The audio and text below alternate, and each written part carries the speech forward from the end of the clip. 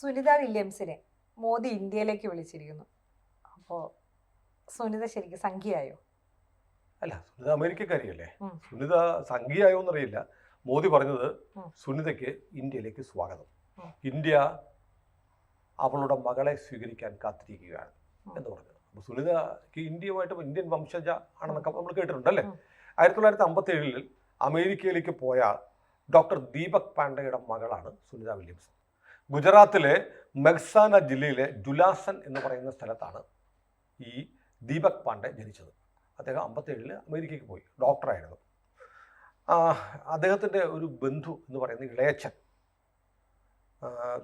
ഹരേൻ പാണ്ഡെ ഗുജറാത്തിലെ ആഭ്യന്തരമന്ത്രിയായിരുന്നു, BJP-കാരനായിരുന്നു, കൊല്ലപ്പെട്ടു.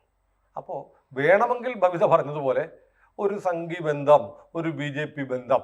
കാരണം സുനിതയുടെ ഇളയച്ചൻ BJP നേതാവായിരുന്നു, ഗുജറാത്തിലെ ആഭ്യന്തരമന്ത്രിയായിരുന്നു.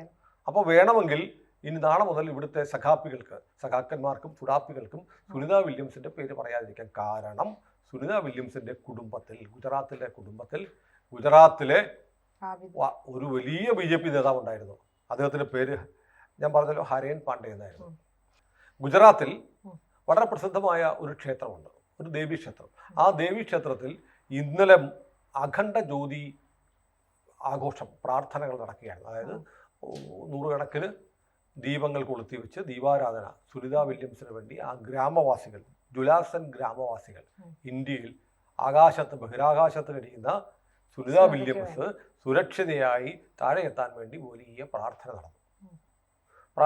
അപ്പം ശാസ്ത്രത്തിൻ്റെ കഴിവുകൊണ്ട് മുകളിൽ പോയിട്ട് ശാസ്ത്രത്തിൻ്റെ നേട്ടം കൊണ്ട് തിരിച്ചു വരുന്ന ആളുകൾക്ക് വേണ്ടി വിവരദോഷികളായ ഗുജറാത്തികൾ, ഹിന്ദുക്കൾ, ചാണകസംഖ്യകൾ പ്രാർത്ഥന നടത്തി എന്നൊക്കെ കളിയാക്കുന്ന ആളുകളുണ്ടാവും. സ്വാഭാവികം, കളിയാക്കട്ടെ. പക്ഷെ അത് സുനിത വില്യംസ് അങ്ങനെ പ്രതികരിക്കുന്നു. കാരണം 2007 സുനിത വില്യംസ് ആദ്യമായി സ്പേസിൽ പോയി വലിയ നേട്ടങ്ങളൊക്കെ ഉണ്ടാക്കി വാർത്തകളിലൊക്കെ നിറഞ്ഞ ഒരു കാലം ഉണ്ടായിരുന്നു. ആ കാലത്ത് സുനിത ഇന്ത്യയിൽ വന്നിരുന്നു.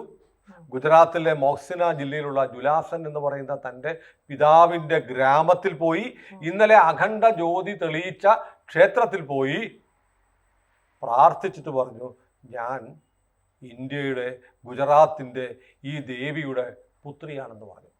അപ്പോൾ ശാസ്ത്രജ്ഞയായ, ബഹിരാകാശ സഞ്ചാരിയായ സുനിത വില്യംസിന് വേണ്ടി അഖണ്ഡ ജ്യോതി കൊളുത്തിയതിൽ കുശുമ്പ് തോന്നുന്ന, അസൂയപ്പെടുന്ന ആളുകൾക്ക് ഉള്ള മറുപടിയാണ് സുനിത മുമ്പ് ഇവിടെ വന്ന് ഈ അമ്മയുടെ, ഈ നാടിൻ്റെ, ഗുജറാത്തിൻ്റെ മകളാണ് ഞാനെന്ന് പറഞ്ഞതുള്ള ഒരു ഓർമ്മപ്പെടുത്തൽ നമ്മളിപ്പോൾ നടത്തുന്നത്. അപ്പം നിങ്ങൾ പറഞ്ഞോളൂ.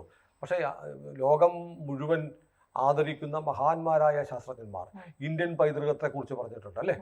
ഇന്ത്യയെ അംഗീകരിച്ചിട്ടുണ്ട്, ഇന്ത്യയുടെ സംസ്കാരത്തെക്കുറിച്ച്, ഇന്ത്യൻ ശാസ്ത്രത്തെക്കുറിച്ച്, ഇന്ത്യയുടെ വിശ്വാസത്തെക്കുറിച്ച്, ഇന്ത്യയുടെ വേദങ്ങളെക്കുറിച്ച്, ഉപനിഷത്തുകളെക്കുറിച്ച്. ആറ്റം ബോംബ് പൊട്ടിയപ്പോൾ ശാസ്ത്രജ്ഞൻ കണ്ടെത്തിയ ശാസ്ത്രജ്ഞൻ പറഞ്ഞത് എന്താണ്? ദിവി സൂര്യ സഹസ്രസ്യ എന്നാണ് പറഞ്ഞത്. ഗീതയിലെ വചനമാണ്, നമ്മുടെ വേദങ്ങളിലെ വചനമാണ്, നമ്മുടെ ഉപനിഷത്തിലെ വചനങ്ങളാണ് ലോകത്തുള്ള വിഖ്യാതരായ ശാസ്ത്രജ്ഞന്മാർ കൊണ്ടാടാറുള്ളത്. അപ്പം ഞാൻ അത് പറയാൻ വേണ്ടിയല്ല ഇത് പറഞ്ഞത്. ഇപ്പം സുനിത വില്യംസ് 287 ദിവസം സ്പേസിൽ കഴിഞ്ഞിട്ടാണ് ഇപ്പം തിരിച്ചു വരുന്നത്. അപ്പോൾ ബോയിങ്ങിൻ്റെ സ്റ്റാർ ലൈനർ എന്ന് പറയുന്ന വാഹനത്തിലാണ് സുനിതയെ അങ്ങോട്ട് കൊണ്ടുപോയി. ഏതാണ്ട് 1 വർഷം ആറാവുന്നു. അവിടെ പോയി കഴിഞ്ഞ് 8 ദിവസം കഴിഞ്ഞ് തിരിച്ചു വരേണ്ടതായിരുന്നു. പക്ഷേ ഈ സ്റ്റാർ ലൈനറിന് ഒരു വാതക ചോർച്ചയുണ്ടായി. അതുകൊണ്ട് സുനിതയ്ക്ക് തിരിച്ചു വരാൻ പറ്റിയില്ല. തിരിച്ചു കൊണ്ടുവരാൻ പറ്റുമായിരുന്നു ആര് വിചാരിച്ചിരുന്നെങ്കിൽ, എലോൺ മസ്ക് വിചാരിച്ചിരുന്നെങ്കിൽ. എലോൺ മസ്കിൻ്റെ സ്പേസ് എക്സ് എന്ന് പറഞ്ഞ ബഹിരാകാശ യാനത്തിൻ്റെ ഡ്രാഗൺ ക്രൂ 9 അതിലാണല്ലോ ഇപ്പോൾ തിരിച്ചു വരുന്നത്. അത് ഉപയോഗിച്ച് വേണമെങ്കിൽ കൊണ്ടുവരായിരുന്നു. അതിനിടയ്ക്ക് പലതവണ ഇൻ്റർനാഷണൽ സ്പേസ് സ്റ്റേഷനിലേക്ക് ഈ മസ്കിൻ്റെ വാഹനം പോയി വരികയുണ്ടായി, ചരക്ക് സാധനങ്ങളുമായിട്ട് ട്രാൻസ്പോർട്ട് നടത്തി. അപ്പോഴൊന്നും സുനിതയെ കൊണ്ടുവരാൻ കഴിഞ്ഞില്ല. കാരണം ബൈഡൻ്റെ അമേരിക്ക ഒഫീഷ്യലി ആവശ്യപ്പെട്ടില്ല ആരോട്? ഇലോൺ മസ്കിനോട്. കാരണം അതൊരു ഈഗോ ക്ലാഷാണ്. മസ്ക് ട്രംപിൻ്റെ ആളല്ലേ. അപ്പോൾ സുനിത അവിടെ നിന്നാലെന്ത്? ഞാൻ ചോദിക്കില്ല. കാരണം നാസയ്ക്ക് പറ്റാത്തത് മസ്ക് ചെയ്തു എന്ന് പറയുമ്പോഴത്തേക്ക് അമേരിക്കയ്ക്ക് അല്ലെങ്കിൽ ബൈഡന് ഒരു ക്ഷീണമാണെന്ന് കരുതി. പക്ഷേ ട്രംപ് വന്ന് 1 മാസം തികഞ്ഞപ്പോഴത്തേക്ക് ട്രംപ് ഈഗോ നോക്കിയില്ല. നമ്മുടെ ഒരു സിറ്റിസൺ, നമ്മുടെ ഒരു പൗരൻ ആകാശത്ത് 8 ദിവസം എന്ന് പറഞ്ഞ് പോയിട്ട് 287 ദിവസം അവിടെ കഴിയുന്നു. അവരെ തിരിച്ചു കൊണ്ടുവരണം എന്ന് തീരുമാനിച്ചു. സുനിത മാത്രമല്ല, ബുച്ച് വിൽമോറെ അങ്ങനെ അവർ രണ്ടുപേരും അവിടെ കുടുങ്ങിപ്പോയി. നമ്മൾ പറയും നോക്കുമ്പോഴത്തേക്ക് അവിടെ പരീക്ഷണമൊക്കെ നടത്തി അതിൻ്റെ ദൗത്യത്തിൻ്റെ കമാൻഡറായിട്ട് സുനിതയെ തീരുമാനിച്ചു എന്നൊക്കെ പറയുമ്പോഴും നമ്മൾ ആലോചിക്കേണ്ടത് ഭൂമിയിലേക്ക് തിരിച്ചെന്ന് പോകാൻ അറിയാതെ കഴിയുന്ന അവരുടെ ഒരു മാനസികാവസ്ഥയുണ്ടല്ലോ. ഭക്ഷണമൊന്നും കഴിക്കുന്നില്ല, ഭക്ഷണത്തിന് പകരം വൈറ്റമിൻ സപ്ലിമെന്റ്സും ടാബ്ലറ്റ്സുമാണ് കഴിക്കുന്നത്. പക്ഷെ അതൊക്കെ പോരാ, നമ്മുടെ ശരീരം അല്ലാതെ ഷ്രിങ്ക് ചെയ്യും, നമ്മുടെ അവയവങ്ങളൊക്കെ സങ്കോചിച്ചു പോകും, അങ്ങനെ ഒരുപാട് ആരോഗ്യ പ്രശ്നങ്ങളൊക്കെ ഉണ്ടാവും. അപ്പോൾ അതാണ് പറഞ്ഞത്, അവരുടെ മുടി പോലും കണ്ടില്ലേ, ട്രംപ് പറഞ്ഞു അവരുടെ മുടികൾ പോലും, മുടി ഇരിക്കുന്നത് പോലും കണ്ടില്ലേ, എനിക്ക് എത്രയും വേഗം സുനിതയെ തിരിച്ചു കൊണ്ടുവരണം എന്ന് പറഞ്ഞു. മോദി പറഞ്ഞു ഇന്ത്യ ഈ രാജ്യത്തിന്റെ മകളെന്നാണ് മോദി പറഞ്ഞു. അതേപോലെ പുത്രി തുല്യമായ ഒരു വാത്സല്യത്തോടെയാണ് ട്രംപ് പറഞ്ഞത് സുനിതയെ തിരിച്ചു കൊണ്ടുവരണത്. അങ്ങനെ ക്രൂ 9 മിഷൻ ഇപ്പോൾ പൂർത്തിയായിരിക്കുന്നു. ആ മിഷനിൽ നിക് ഹേക്കും അലക്സാണ്ടർ ഗോർബുനേവ് എന്ന് പറയുന്ന റഷ്യക്കാരനും ഉൾപ്പെടെയുള്ളവരാണ് ഇന്ന് പുലർച്ചെ 3 മണി അടുപ്പിച്ച് ഇത് അറ്റ്ലാന്റിക് സമുദ്രത്തിൽ ഫ്ലോറിഡയ്ക്ക് സമീപം ഈ പേടകം വന്ന് വീണത്. സുരക്ഷിതരായി അവരെ എത്തി. നമ്മൾ കണ്ടു, ഭൂമിയിലെ ഏറ്റവും ടെൻഷൻ നിറഞ്ഞ ഒരു ദൃശ്യമായിരുന്നു. എല്ലാവരും ആകാംക്ഷയുടെ കാത്തിരുന്ന് കണ്ട ദൃശ്യമാണ്. നമ്മൾ ആലോചിക്കണം, ഈ ബഹിരാകാശ ദൗത്യം എന്ന് പറയുന്നത് നമ്മുടെ വിമാനയാത്ര പോലെ 100% ഗ്യാരണ്ടീഡ് ഒന്നുമല്ല. സ്പേസിലേക്ക് പോവുകയാണ്. അതായത് നമ്മളൊരു വിമാനം അപകടത്തിൽപ്പെട്ടാൽ വിമാനം സുരക്ഷിതമായി ലാൻഡ് ചെയ്യാനുള്ള ഒരുപാട് മെക്കാനിസങ്ങളുണ്ട് അല്ലേ. വേണേൽ ലാൻഡ് ചെയ്യാം, ക്രാഷ് ലാൻഡ് ചെയ്യാം, വെള്ളത്തിലിറക്കാം, അങ്ങനെയൊക്കെ ആളുകൾക്കൊക്കെ രക്ഷപ്പെടാനുള്ള ഒരുപാട് അവസരങ്ങളുണ്ട്. പക്ഷെ സ്പേസിലേക്ക് പോയാൽ എന്ത് ചെയ്യും? ഒരു പേടകം കേടായിപ്പോയാൽ, തകർന്നു പോയാൽ രക്ഷപ്പെടാൻ ഒരു മാർഗവും ഇല്ല. അങ്ങനെ ഇതിനു മുമ്പ് നമ്മുടെ കൽപ്പന ചൗളയുടെയൊക്കെ കാര്യം നമ്മൾ കേട്ടിട്ടുണ്ട് അല്ലേ. അവിടെ രക്ഷപ്പെടാം, ഒരു പക്ഷേ മരണം പോലും ഉറപ്പാകാണ് എന്ന് സമ്മതിച്ചുകൊണ്ടാണ് ഈ ദൗത്യങ്ങൾ ഏറ്റെടുക്കുന്നത്. അങ്ങനെ പോകുന്നു. സുനിത വില്യംസിന് ഒരു കുടുംബമുണ്ട്, അവരെ എന്ത് കാണുമെന്ന് അറിയില്ല. തിരിച്ചു വരുന്നതും ഇപ്പൊ 17 മണിക്കൂർ എടുത്തു ഈ ക്രൂ 9 മിഷന്റെ ഭാഗമായിട്ട് ഭൂമിയിലേക്ക് എത്താൻ. പക്ഷെ റഷ്യൻ പേടകൾ 3.5 മണിക്കൂർ കൊണ്ട് വരും. പിന്നെന്തുകൊണ്ടാണ് അമേരിക്ക 17 മണിക്കൂർ എടുത്തതെന്ന് ചോദിച്ചാൽ, റഷ്യയുടെ ടെക്നോളജി സ്പേസ് എക്സിന്, എലോൺ മസ്കിന് അമേരിക്കയ്ക്ക് ഇല്ലാത്തത് കൊണ്ടല്ല, പക്ഷെ അത്രയും വേഗത്തിലൊക്കെ, അത്രയും കരുതലോടെ, കാരണം ഒരു പിഴവ് പറ്റിയിട്ട് അവിടെ കുടുങ്ങിപ്പോയതാണ്, അത്രയും കരുതലോടെ വേണം കൊണ്ടുവരാൻ എന്ന് കരുതിയിട്ടാണ് 3.5 മണിക്കൂറിന് പകരം 17 മണിക്കൂർ എടുത്ത് ഈ പേടകം കൊണ്ടുവന്ന് കടലിലിറക്കി, അറ്റ്ലാന്റിക്കിലിറക്കി. അതെ അതെ, ഫ്രിക്ഷൻ ഉൾപ്പെടെ ഒരുപാട് കാര്യങ്ങളുണ്ട്. ഏതായാലും അവിടെ ഇറങ്ങിയപ്പോഴത്തേക്ക് അവരെ തൊട്ടടുത്ത് ജോൺസൺ സ്പേസ് സെന്ററിലേക്കാണ് കൊണ്ടുപോയത്.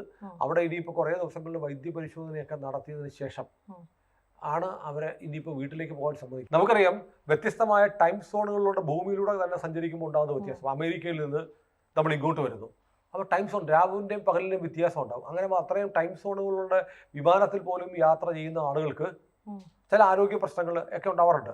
കാരണം ഈ യാത്രയുടെ ഒരു പ്രശ്നമാണ്.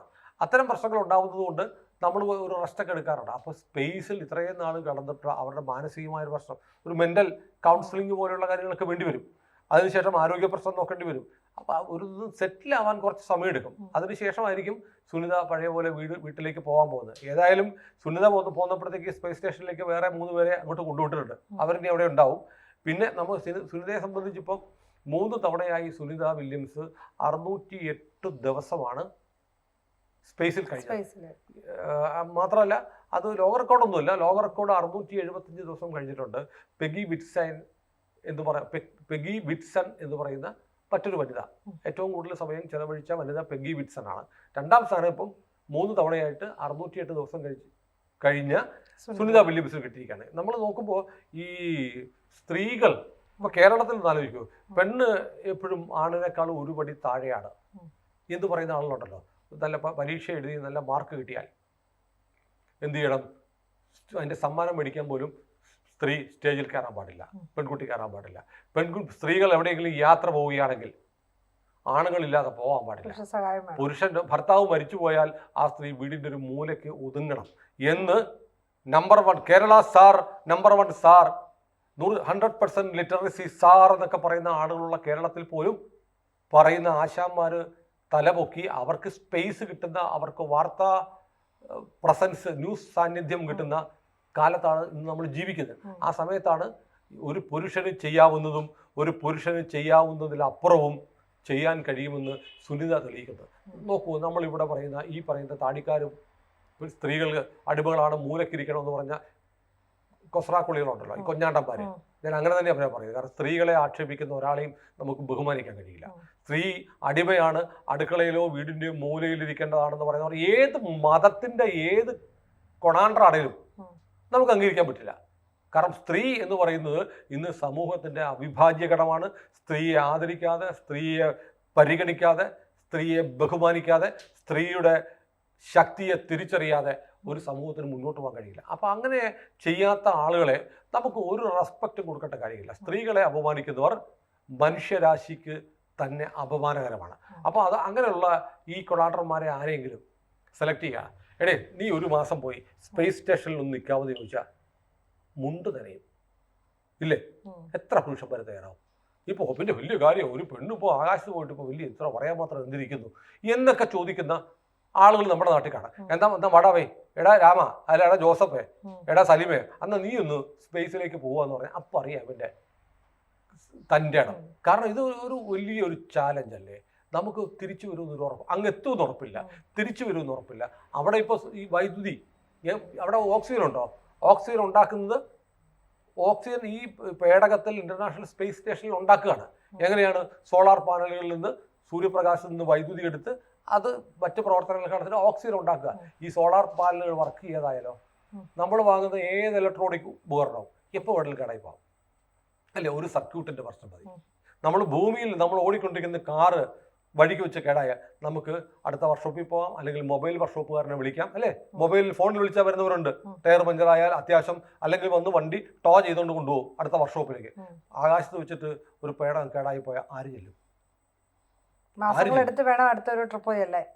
മാസങ്ങളെടുക്കണം. ആ മാസങ്ങൾ. അപ്പോൾ ഒരു ഗ്യാരണ്ടി ഇല്ല. അത്രയ്ക്ക് ഹൈ റിസ്ക് ഉള്ള ഒരു സാഹസികതയ്ക്ക് തയ്യാറാവുന്നതിൽ ഇന്ന് വനിതകളുണ്ട് പുരുഷന്മാർക്കൊപ്പം.